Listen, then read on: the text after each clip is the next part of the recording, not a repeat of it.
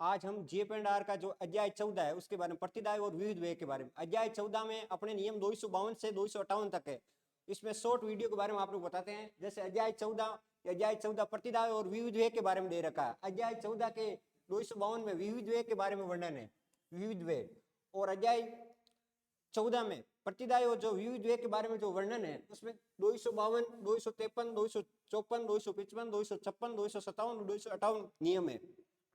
और इस 252 में क्या दे रखा है? विविध व्यय के बारे में वर्णन है। 253 में वर्गीकरण, विविध व्यय, फिर वर्गीकरण, फिर प्रतिदायों की स्वीकृति 254 में, 255 में प्रतिदाय करने की प्रक्रिया, 256 में राजस्व के लिए प्रतिदाय के आदेश की वैधता अवधि, और 257 में संपत्ति की हानि के मामले में क्षतिपूर्ति, और 258 में भूमि के लिए क्षतिपूर्ति। तो साथियों 252 से लेकर 258 तक अपने GF&R में सबसे कम नियमों का यही एक अध्याय है, अध्याय 14 प्रतिदाय और विविध व्यय के बारे में दे रखा है।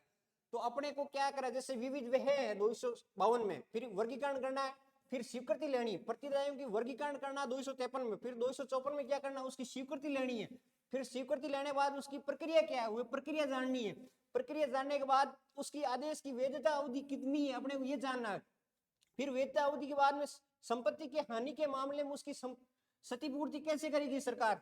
फिर 258 में यह दे रखा भूमि के लिए क्षतिपूर्ति, भूमि के लिए क्षतिपूर्ति, यहाँ एक नियम है भूमि अवाप्ति अधिनियम 1953, इसके बारे में पढ़ना। जय हिंद साथियों।